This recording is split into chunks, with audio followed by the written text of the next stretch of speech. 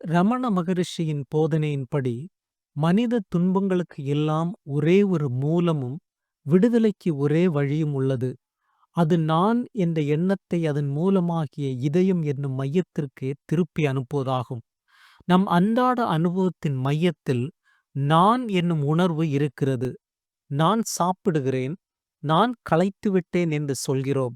ஆனால் இந்த நான் என்பதே முதல் எண்ணம். இது உண்மையான நம்முடைய தன்மையான பிரம்மம் அல்லது செல்ஃப் அல்ல.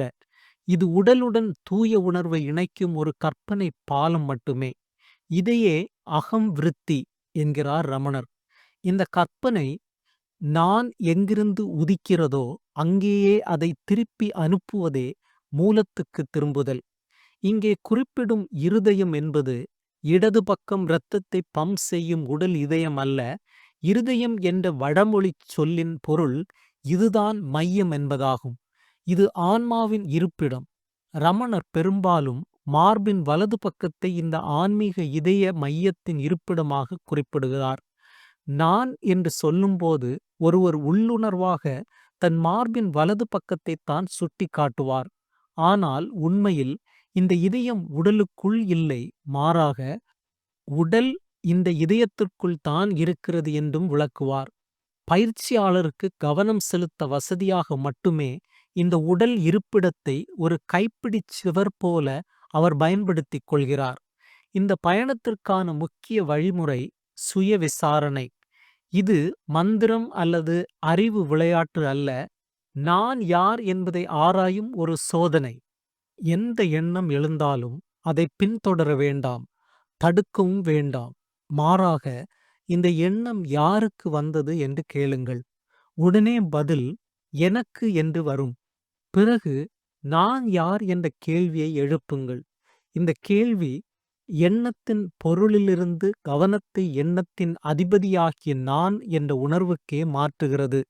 இந்த நான் என்ற உணர்வை விடாமல் பற்றி நிற்க மனம் திரிந்து ஓட முடியாது. ஒரு நாய் மூலத்திற்கு முகர்வை தொடர்ந்து செல்வது போல மனம் நான் எண்ணத்தை பின்தொடர்ந்து இதயத்திற்கே திரும்பும். இந்த விசாரணை ஆழம் அடையும்போது அகம் ஸ்புரணா எனப்படும் ஒரு அனுபவம் ஏற்படலாம். இது இதயத்தில் நான் நான் என ஒரு துடிப்பு அல்லது அதிர்வு போன்ற உணர்வு.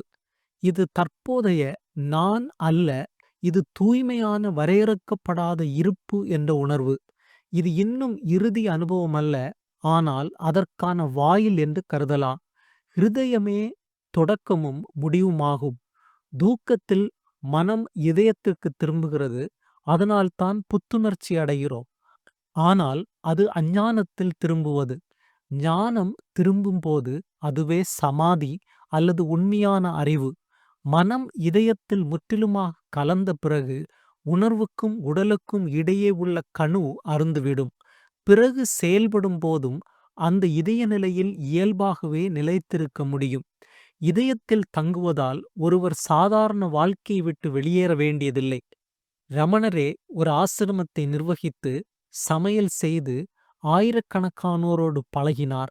வித்தியாசம் என்னவென்றால் அடையாளம் மாறிவிடுகிறது.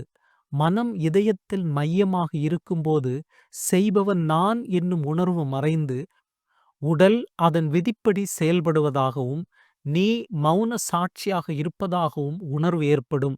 இதயம் வெளி சூழ்நிலைகளிலிருந்து சுதந்திரமானதால் அங்கே கண்ட அமைதி வாழ்க்கை என்ற படத்தின் தொந்தரவுகளால் குலைக்கப்படாது. எனவே இருதயத்திற்கு திரும்புவது புதிதாக எதையும் பெறுவது அல்ல, மாறாக உடல் மற்றும் மனதுடன் தவறாக ஒட்டிக்கொண்ட அடையாளத்தை கற்றுக்கொள்ளாமல் விடுவதே ஆகும். இது வாழ்க்கையின் விளிம்பிலிருந்து அதன் மையத்திற்கான ஒரு பயணம். உன் கடமை இருக்க வேண்டும் என்பதே.